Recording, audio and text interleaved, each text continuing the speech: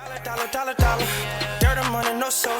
Had to go and get it, ain't no time to kick it. Got a stack and flip for my foes. Dollar. Please tell me you can hear me. Don't turn your back and don't neglect me. Just let me know if you need me. Dollar. Let me watch out for my partners. Keep my money long, get my team strong. Let me run away from my problems. Yep, what's good, original crew, man? We're back on the channel. Man, we got a Just Thought Lounge video today, man. He did not want to join the family. The brutal murders of Robbie and Jennifer Tower.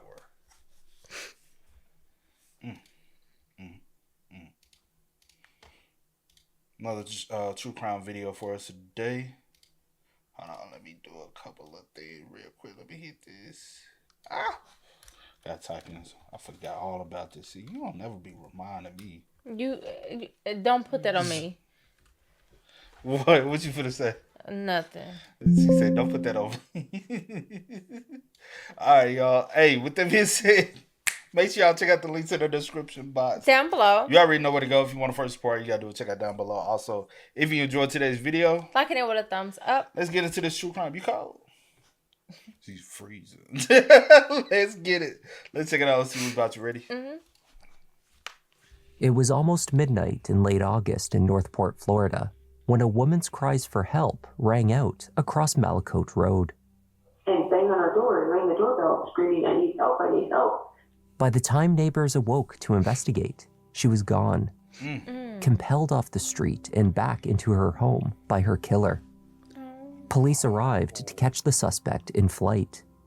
Unfortunately, for two of the street's most popular residents, it was too late. Police made a horrific discovery. The beginning of a story that would be hard to imagine were it not true.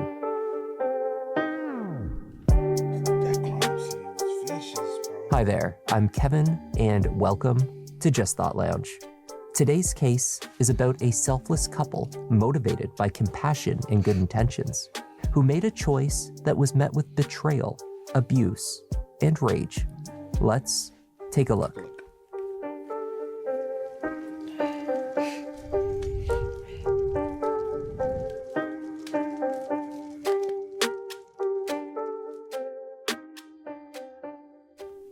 Northport is a growing city on Florida's Gulf Coast, known for its natural springs, freshwater canals, and proximity to beaches. Just before midnight on August 31st, 2023, Northport resident Jonna Walton awoke to noises at her front door. First, she heard the doorbell ring, followed by banging and a woman's voice calling out for help. After waking her husband and checking on the safety of her children, Jonna placed a call to 911. 911 is the location of the emergency. I was upstairs in bed and my daughter was sleeping downstairs and someone screamed and banged on our door and rang the doorbell screaming, I need help, I need help. It took me a second to register what was going on. Jonna had initially opened the door and found the person was gone. While on the line with emergency dispatch, she decided to check again. This time, she spotted what appeared to be blood at the threshold and trailing along the driveway, leading out to the street. Did anyone in your home see her? No. We all heard her. But everything's pretty vacant around here. The house across the street is empty. The house next door is empty. Okay. There's only like 2 other houses on the street. Okay. Did you only hear one voice, or did you hear more than one? Only one. Oh, there's a whole bunch of blood outside. We need an ambulance now. Oh, shit. Okay, I need you to lock the door and stay in the house. It's locked. The Waltons, safe in their garage, watched as police cruisers began to fill the street. Officer Tyler Ragakis of the Northport Police Department was amongst the first to arrive on scene.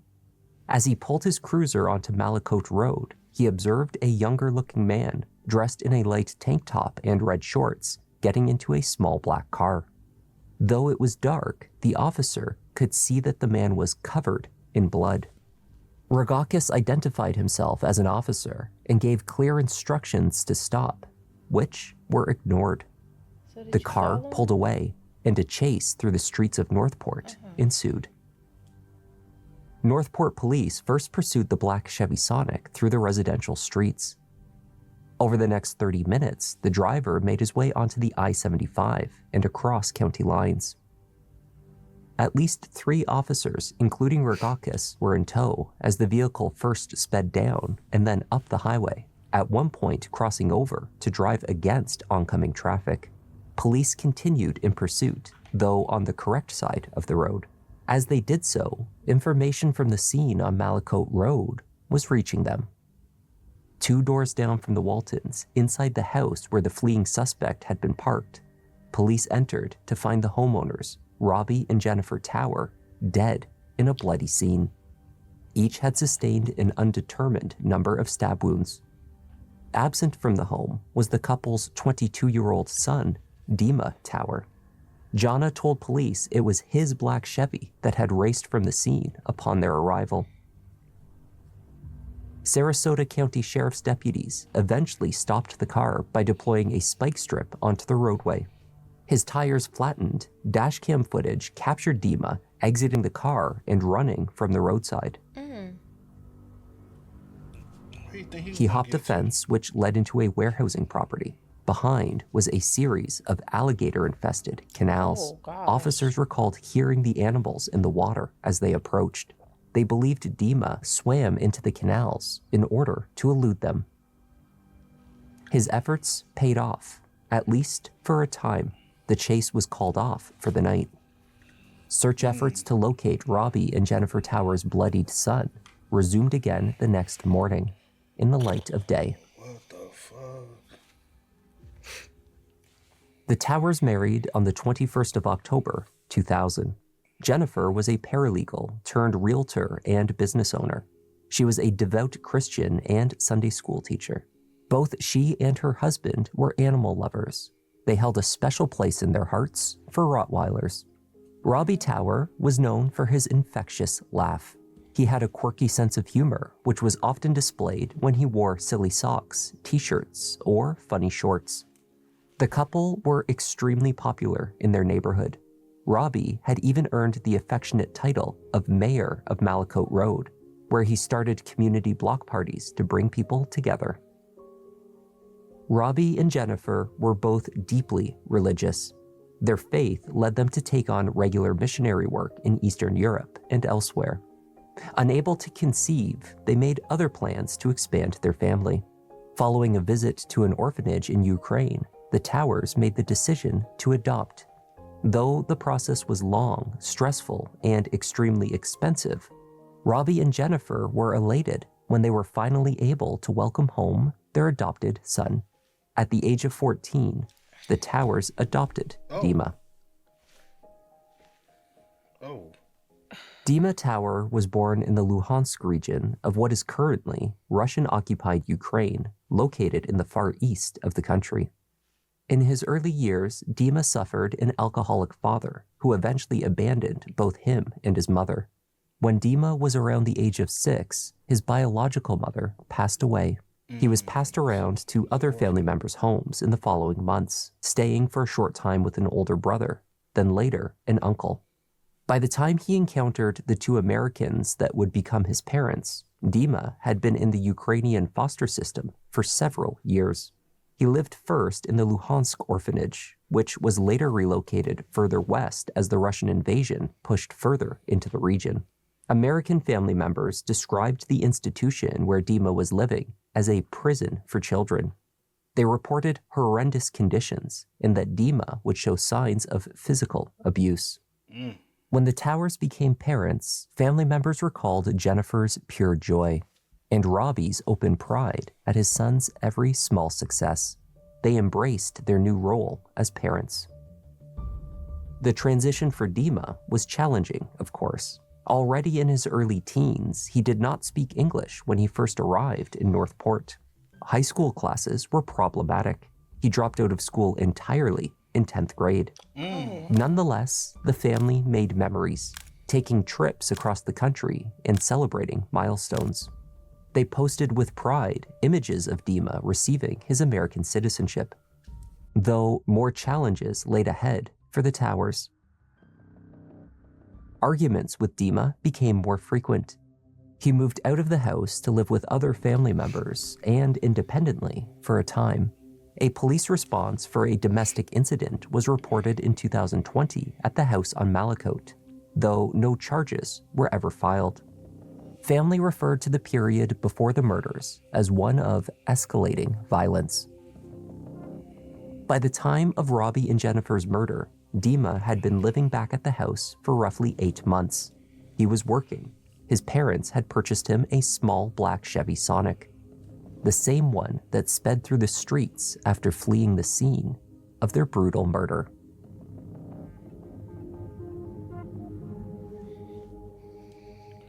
Wow.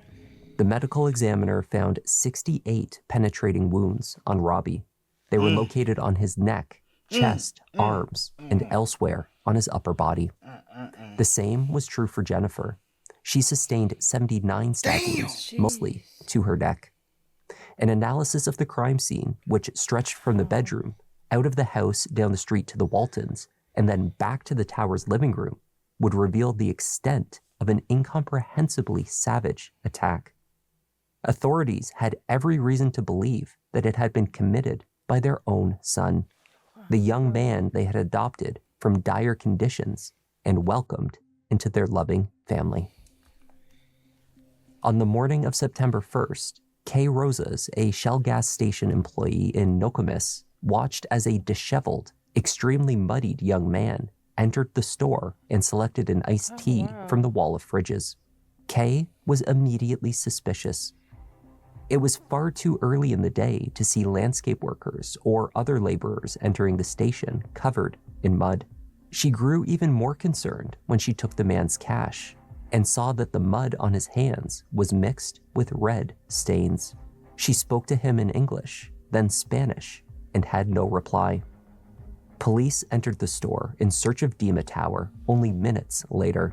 Cameras capturing the back parking lot of the same building showed Dima walking calmly in one direction, then back towards the exit of the building. Officers, alerted to his presence in the area by Kay and others who noticed him out of place, promptly made the arrest.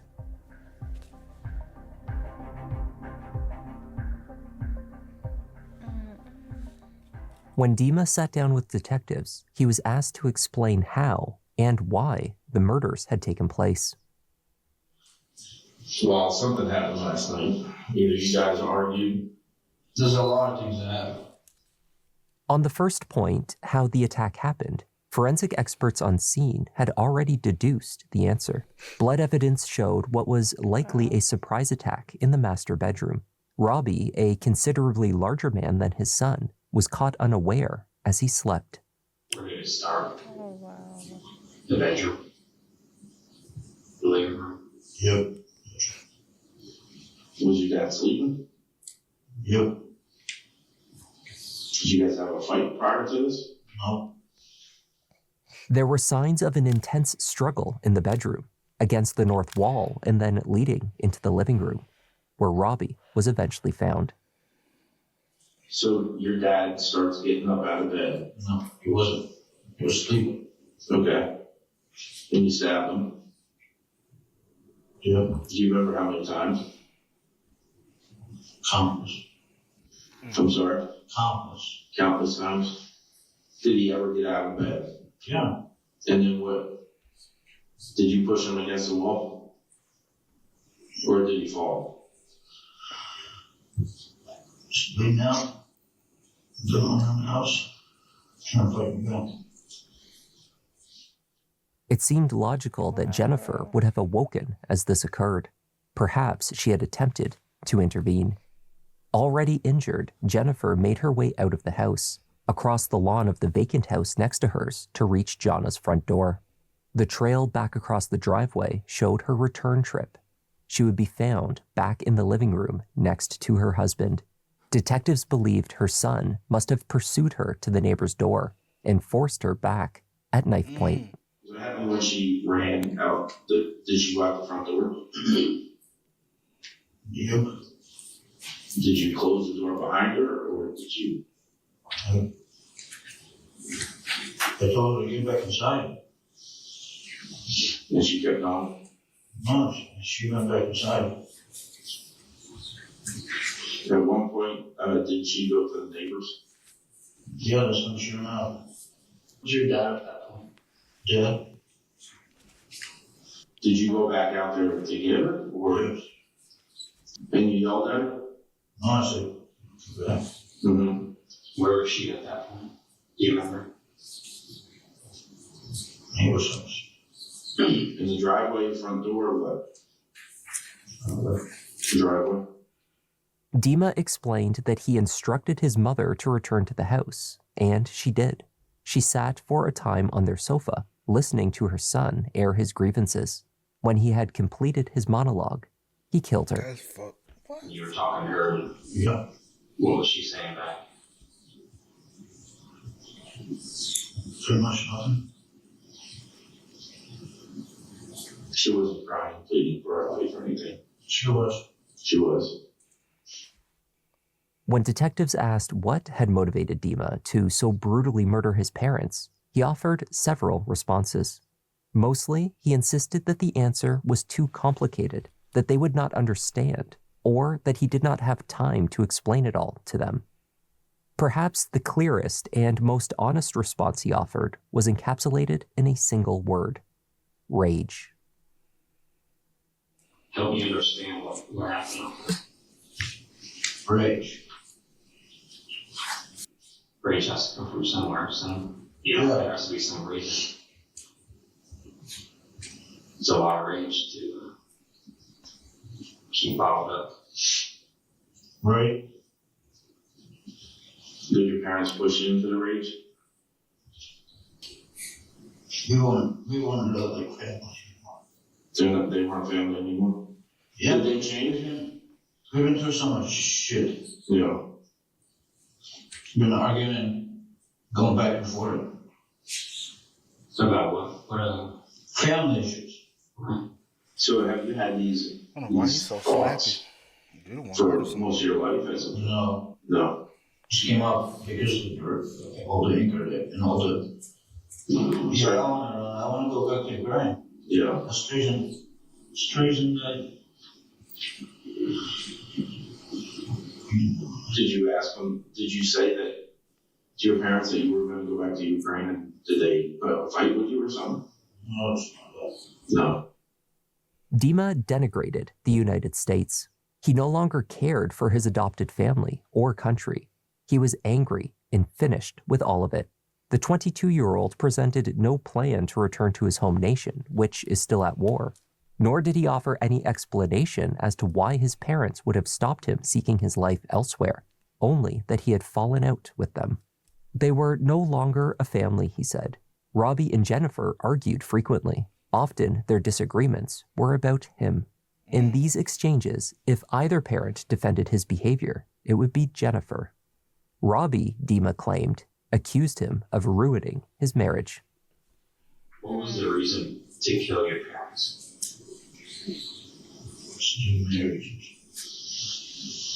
Can you give us one reason? I don't like him. Dima contemplated the murder in advance. He recounted thinking about killing his parents when he returned home that night, first as he sat in his car, then as he went into his bedroom and had some whiskey. So were you having those thoughts when you were in the bedroom and that? Yep. Did they start while you were in the car? Yep. So you start having the thoughts in the car, you go into the house, you go into your bedroom, you continue to have the thoughts, and what happens with that thing? So you know what? Yeah, but did something trigger it, or did you just say, I'm doing it? I'm doing it. So you go over to the kitchen and you get the knife out of the butcher block, Yep. and then you went right straight to your dad. Mm-hmm. Did you pick your dad because you knew that you have to disable him first? Yep. And was mom sleeping in bed next to dad? Yep. Sounds crazy, doesn't it? Well, it's your story, so. No, it's a pretty easy story. 2 knives were used in the attack. One was found behind a bedside table. Dima claimed this one slipped and he lost it. Instead of ending the attack at that time, he went into the kitchen, retrieved a second knife, and resumed stabbing his parents. Investigators found dirtied water on the counter next to the sink in the kitchen, as well as a towel.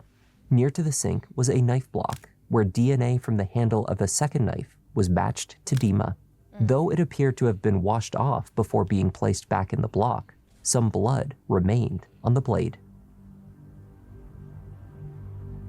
Dima was held at the Sarasota County Jail awaiting his trial. At first, he was charged with 2 counts of murder in the second degree and 1 count of fleeing law enforcement. Though it was clear from the statements Dima made to detectives and the prolonged brutality of the murders that, barring any mental health considerations, the crime had been contemplated in advance and throughout. The grand jury therefore indicted Dima Tower on 2 counts of first-degree premeditated murder. He went to trial in... Now, this is 100% premeditated. Reason why he said even ponder it on it, and when the guy drunk, well, not necessarily drunk, he said went up here with some whiskey. That's all premeditation. All because, am I saying it right? He got tired of America? Yeah, he said rage. But still. But yeah. Yeah. Along with whatever else, I guess, going through his weird brain. Counts of first-degree premeditated murder. He went to trial in November 2025. He was fed up with this country and the bullshit that this country had to offer him. And his parents, they were a part of that. And he didn't like them as people anymore. And so he knew he would kill them. Dima's troubled childhood, much of which was spent as a mistreated orphan, was not deemed relevant to the proceedings. It's not. If the details of his past overseas were off limits, so too were references to his aggressive behavior after moving to Northport. Old classmates recalled his creepy, antisocial behavior. He had been withdrawn, hiding alone in the nearby woodland. When engaged, he was a bully. Family said Dima had a love of boxing, but only because he loved to hit things. Robbie and Jennifer's selfless intentions towards their adopted son were no match for the anger that he already carried with him, they said. I'm basically a nobody coming from nowhere. That's what Mr. Tower said. This trial is going to be a little bit different. If you're expecting that I'm going to stand here and say that Mr. Tower is not guilty of anything, you would be incorrect. We talked during jury selection about different levels of murder and different levels of homicide.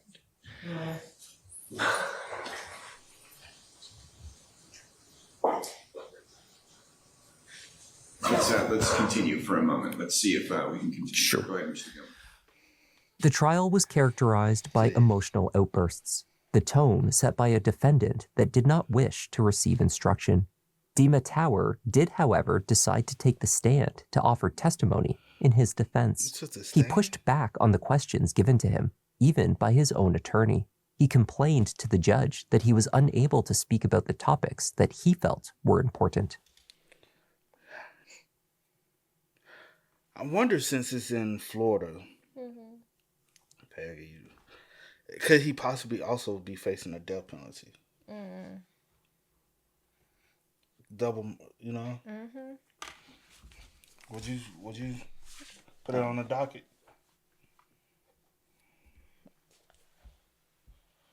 Maybe. Is that an option? Yeah, maybe.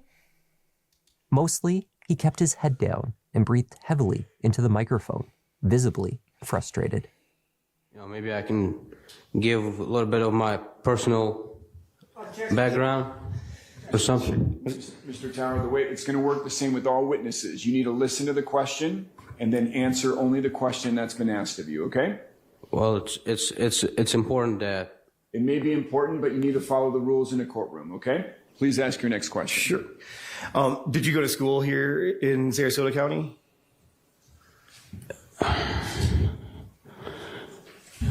The questions that you're asking me are very complicated, but Did you go to school or not? Yes or no? cannot be simply answered. But I'm forced to simply answer the questions, which cannot, for no right reason, can be answered simply. These are not simple questions. Do you need a moment, Mr. Tower? Remember the jurors, let's take a break. Leave your notepads face down, writing information on top. Please don't discuss anything related to your jury. Everybody stand, jurors exiting. It was unlikely that Dima's testimony spurred empathy from the jury. He made assertions that he was intoxicated when he confessed to. Look at his eyes. He said he was intoxicated when he confessed. They got you the next day. Boy, you weren't sobered up. You had sobered up by then. So let's be real. Don't do that. Empathy from the jury. He made assertions that he was intoxicated when he confessed to detectives and temporarily insane while he committed the crime. His formal defense aimed to convince jurors only that the murders were an act of passion, manslaughter, and not murder. Please. Though his testimony made clear that even if he had not planned the murders, he had contemplated committing them in advance.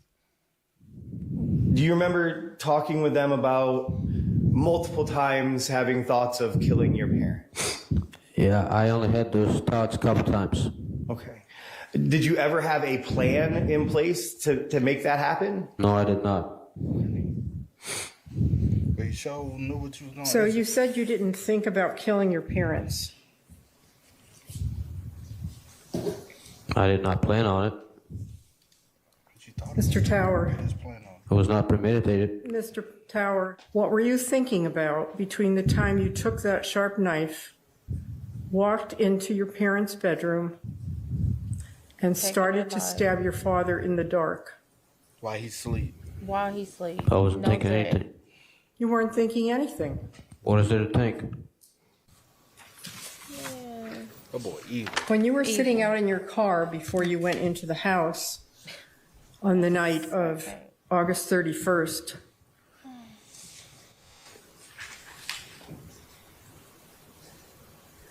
did you decide to kill your parents before you walked in? Yep. Yes. Right. Premeditated. Premeditated. I don't have anything else. Thank you, Your Honor. Yeah. Premeditated. The jury returned with guilty Simple. verdicts on all counts. Yes. During the sentencing portion of the trial, Robbie and Jennifer's loved ones were given an opportunity to speak about the couple's many admirable qualities, as well as the impact of their loss. They had a love for the Ukrainian people. And so I was not completely surprised when Jen told me about Dima. She beamed. I can promise you that she could not have loved you more, Dima, than if she gave birth to you herself. They chose to love Dima and to bring him into their lives. They wanted to make him a somebody and gave him their name. Robbie's father used his time to speak of vengeance. He wished, against the court rules, to address his grandson directly. Dima, look at me. No, sir, you go ahead and direct your comments to me, okay? I would like him to change his name while he's in jail. I don't want him to use my name anymore. I don't want him to be associated with us. And a lot of things I want to say to you, to him. Take your time. I don't believe you'd allow it, so I'm just going to leave it at that. I don't think I could go any further. Dima was given one last chance to speak in the hope that he would express some remorse and, in doing so, offer some form of closure to his family. He was unable to do so. In a bizarre and confusing statement about taking responsibility, he appeared to try to place blame upon his grandparents, specifically Jennifer and Robbie's fathers. And my apology in this is that nobody want to be held accountable for their actions. And I'm being held accountable for the actions of grown men. So my apology He was a grown man. is that I have to be responsible for what Oscar did to his children and what Phil did to his children. And how can I apologize for the mistreatment that Oscar, as a stepfather. All right, I'm going to have the defendant removed from the stand. She's choosing not to give an apology. The freak are you talking? Come on, get a man the death penalty going. Was that this? I don't fucking know, but The judge imposed 2 life sentences without parole to be served consecutively. Another 5 years was added for fleeing police. Don't know what else to say. You seem to be an evil spirit, an evil person. Evil spirit because you're talking foolish. Who doesn't seem to have any. You don't want to kill in there too. What you said? He is evil. I'm full of remorse. I'm not showing it. Jennifer and Robbie Tower are remembered for their selfless nature, their warmth and compassion, and how they went above and beyond offering help to others who needed it.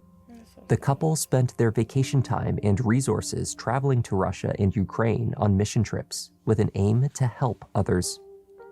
They were said to hold a great love of Ukraine and its people.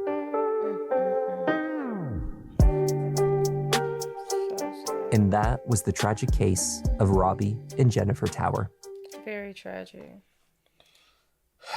Very, very tragic, bro. Rest in peace to Robbie and Jennifer. Facts. That they 100% did not deserve that, bro. They brung you over here. You had nobody, bro. Nope. You had nobody. Your own family didn't want anything to do with you. Yet and still, you have a couple who's willing to take you in, treat you as their own, raise you, allows you to drop out of school, but maybe because you wasn't able to fit in, they didn't want you to, you know what I'm saying? Maybe you were struggling to learn, whatever it was. Whatever they loved you. Yeah, bro. And yeah, discipline, bro. You're 22. 9 times out of 10, they were trying to still instill character traits into you. You wanted to be so rebellious. Yep.